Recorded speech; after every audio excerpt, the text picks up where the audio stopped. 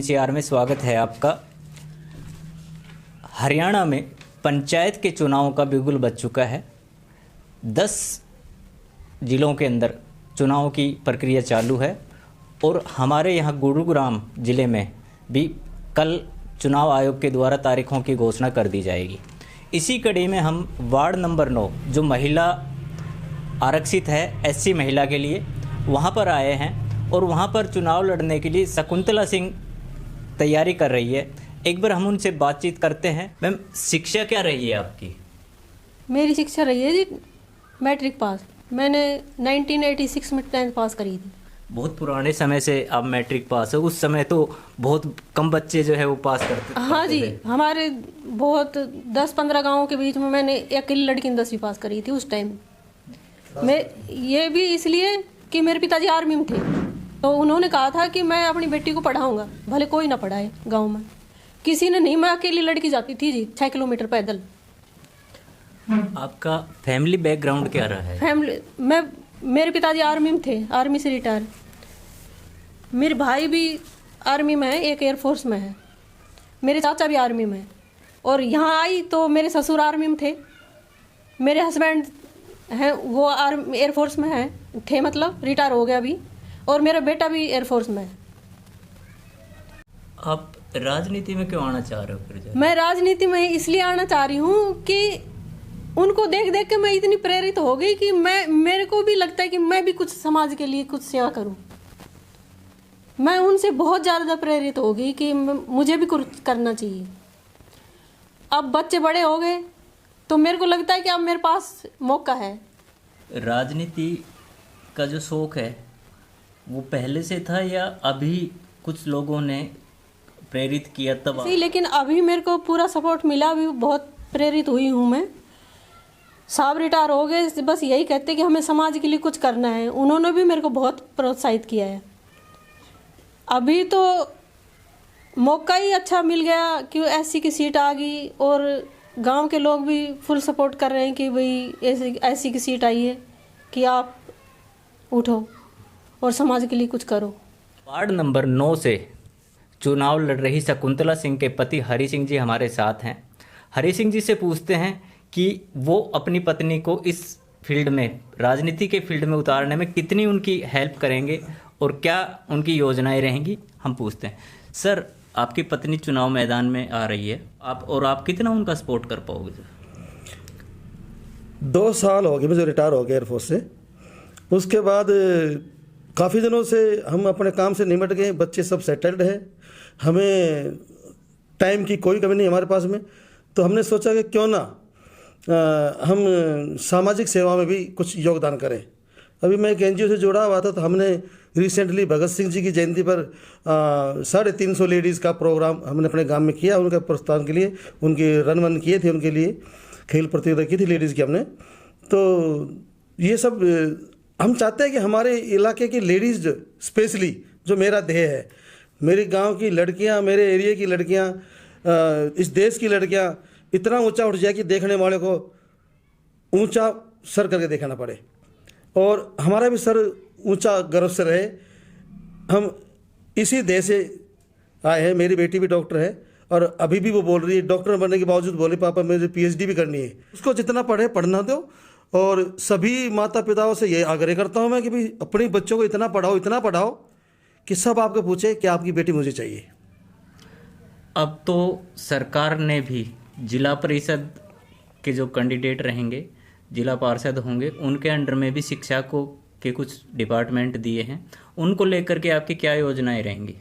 हाँ, मैंने पढ़ा था कि अभी प्राइमरी स्कूल तक, शायद प्राइमरी स्कूल तक जिला पार्षद के तहत में वो लोग डिपार्टमेंट आ जाएंगे। वो स्कूल की देख रेख जो है ना जिला पार्षद ही करेंगे। तो ये भी मेरा सौभाग्य होगा। ये मैं बहुत पहले से चाह रहा था, क्योंकि मैं एक हिसार डिस्ट्रिक्ट में एक गाँव में गया था जहाँ मेरी जानकारी थी।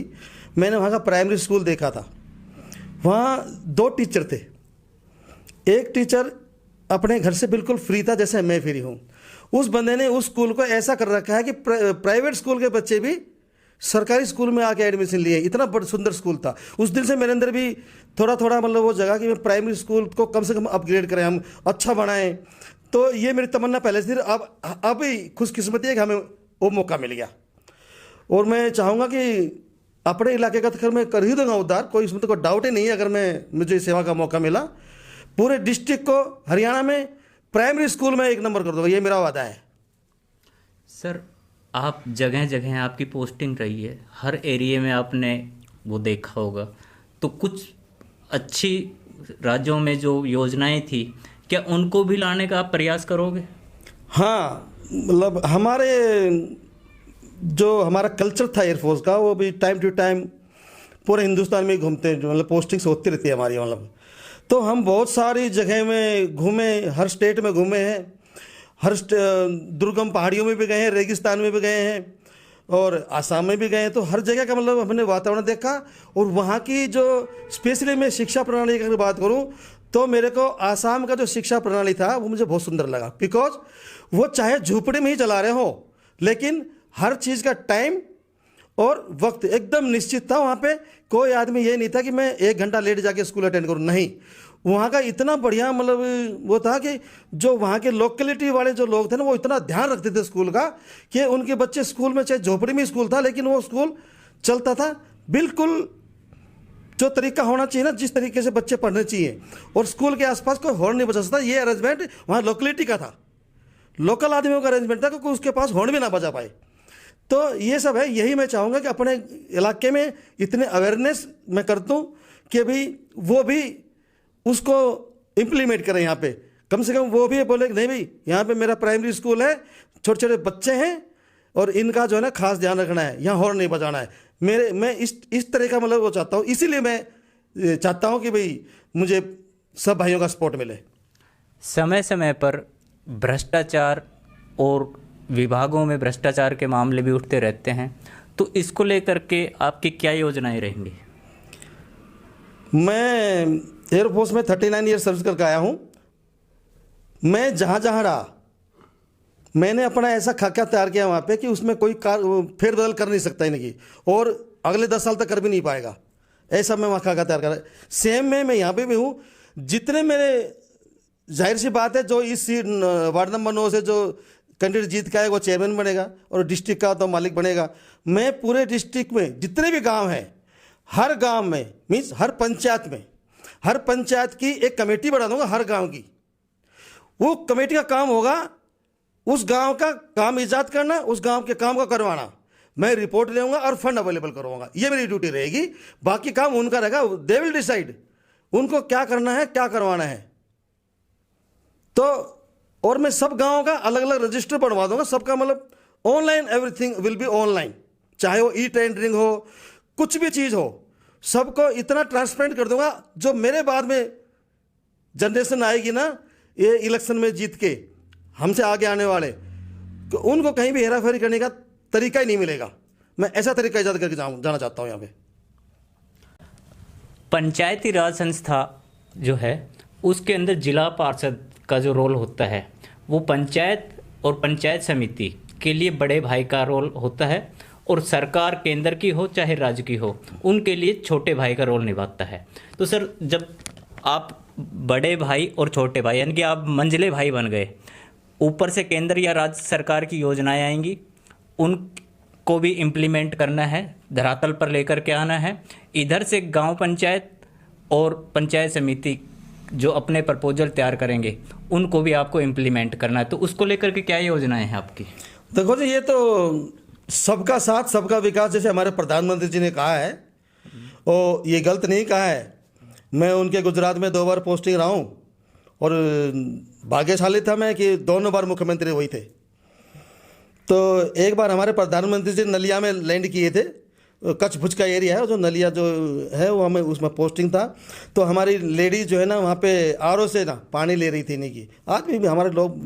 तो वो कैपेसिटी कम थी और वहाँ पॉपुलेशन ज़्यादा थी एयरफोर्स स्टेशन की। जब हमारे प्रधानमंत्री जी मुख्यमंत्री थे गुजरात के, तो वहाँ से वो निकल रहे थे बाहर मीटिंग में जाने के लिए। तो उन्होंने पूछा कि क्या हो रहा है, ये एयरफोर्स स्टेशन में इतने ये लेडीज़ क्यों खड़ी हैं यहाँ पे? बोले जी पानी लेने के लिए आए, क्योंकि आदमी लोग तो ड्यूटी पे गए हुए हैं। उस समय हमारी एक्सरसाइज भी चली हुई थी, तो कुछ लोग बाहर थे। तो वो बोला कि ये पानी क्या इनके क्वार्टर में पानी नहीं जाता? बोले सबके जाता है, लेकिन पीने का पानी ये यहाँ से रहते हैं आरओ का इतना छोटा सा प्लांट, ओके। उन्होंने कहाँ फ़ोन का, कहा नहीं किया, मुझे तो किसी बात का पता नहीं, बड़े आदमी की बड़े बात थी, उससे हमारी इतनी औकात भी नहीं थी। लेकिन विद इन ए वीक वहाँ 20-20 हज़ार के 2 टैंक लगा दिए गए थे और ये साहब ने डोनेट किया था वहाँ पे। इतना अच्छा लगा, उसी दिन से मैं भी इतना वो हो गया था कि देखो मैं जो ऊपर से मुझे चीज़ मिलेगी, छोटों से पूछूंगा, ऊपर से ऑर्डर आएंगे, छोटे वालों से सलाह लूँगा, जो बीच का रास्ता बनेगा, जो बढ़िया चीज़ इंप्लीमेंट होएगी उसी को मैं इंप्लीमेंट करवाऊँगा। जो ऊपर से स्कीम आएंगी, जो ग्रांट आएंगी, मैं सभी को उनकी रिक्वायरमेंट के अनुसार दूंगा। अगर कहीं 100 रुपये की जरूरत है तो 100 रुपये दिए जाएंगे, कहीं 10,000 की तो 10,000 दिए जाएंगे। ये नहीं है कि भाई जिसको 10 की जरूरत है उसको 10 नहीं दिए जाए और जिसको 8 की जरूरत है उसको 10 दे दी जाए, ऐसा भी नहीं होना चाहिए। तो हम उसका प्रपोजल तैयार करेंगे, हम अपनी भी गवर्नमेंट से प्रपोजल आएगा वो सर माथे पर रहेगा, लेकिन हम अपना भी कुछ प्रपोजल दे सकते हैं, ऐसी कोई बात नहीं है। मैं इसी चीज़ को देख के मैं आया हूँ कि भाई जो मेरे पंच सरपंच, जो ब्लॉक समिति मेंबर्स ये सब रहेंगे, उनकी सलाह तो है ही ज़रूरी और उनकी सलाह पे भी काम होगा। और ज़्यादा तो वही अच्छा जानेंगे, उनको ही ज़्यादा ग्राउंड लेवल का पता होगा कि रिक्वायरमेंट्स क्या क्या हैं, तो उनके हिसाब से तो चलना ही चलना पड़ेगा। फिर भी हम अपनी भी एक्स्ट्रा ड्यूटी समझ के और हम टाइम निकाल के हर गांव में टाइम भी देंगे हम। ये थे हमारे साथ वार्ड नंबर 9 के प्रत्याशी शकुंतला सिंह के पति। मैं शिवचरण के साथ राधे पंडित, 24 न्यूज़ NCR।